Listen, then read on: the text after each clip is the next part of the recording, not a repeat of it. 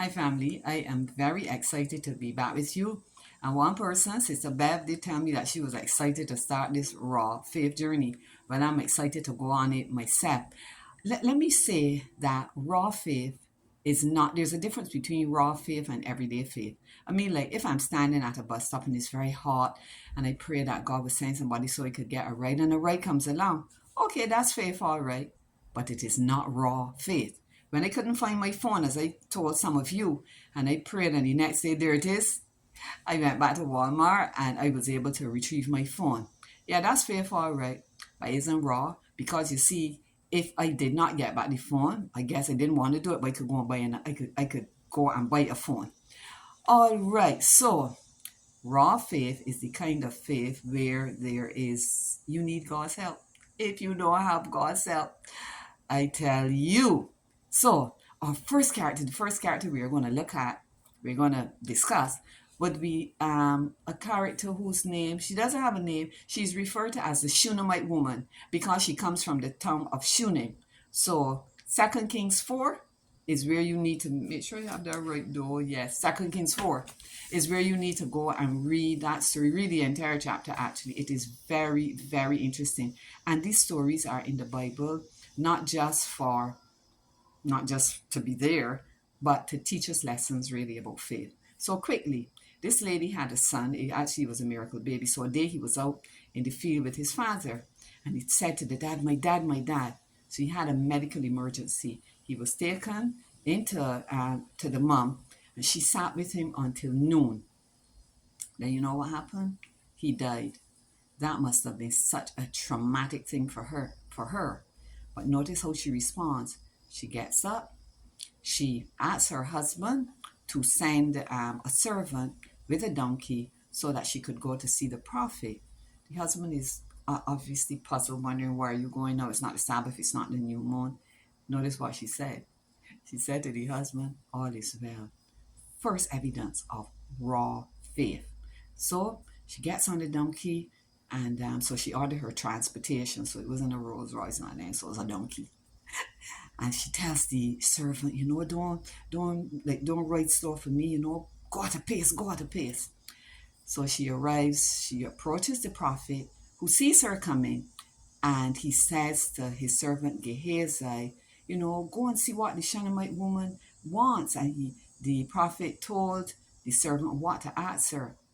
There are three questions. I may not remember them all in order, but is it well with your husband? Is it well with you? Is it well with the child? To those questions, she replied, all is well. Second evidence of raw faith. So she eventually gets near the prophet and she falls at his feet. Gehazi is looking to kind of, pull her away. But the prophet recognized that something was wrong. He said, her soul is in great distress. But notice we didn't see her acting in any way that showed that she was distressed and she was facing something that was obviously very traumatic. So the prophet gives Gehazi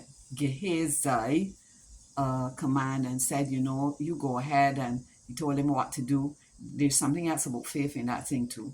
So he said, go and lay the staff on the child, etc. But the lady said, it is like, I ain't left him, but here you go, come with me. So he comes, and Gehazi then, who had gone ahead, comes back and said that the child is still dead.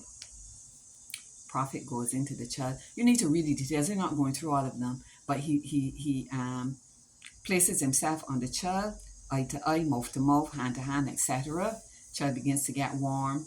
He walks around the room. Then he does it again, and then the child comes alive, and he hands him over to the mother, who of course is so very excited. Well, it doesn't say that, but she falls at the feet of the prophet, and she is obviously very thankful and grateful. So, sometimes we could just story tell.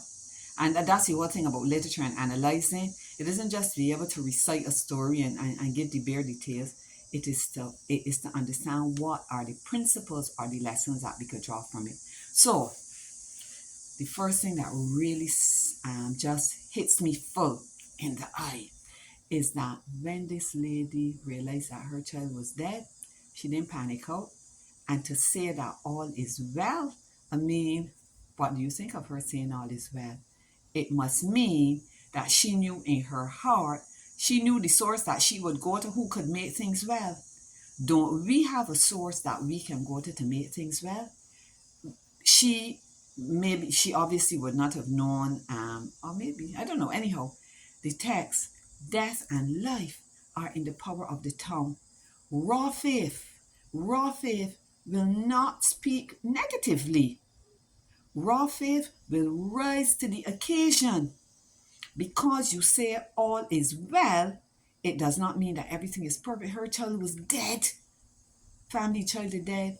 She said all is well and she kept calm. Raw faith will keep calm in God. So she goes to the prophet and he said he was going to send Gehazi.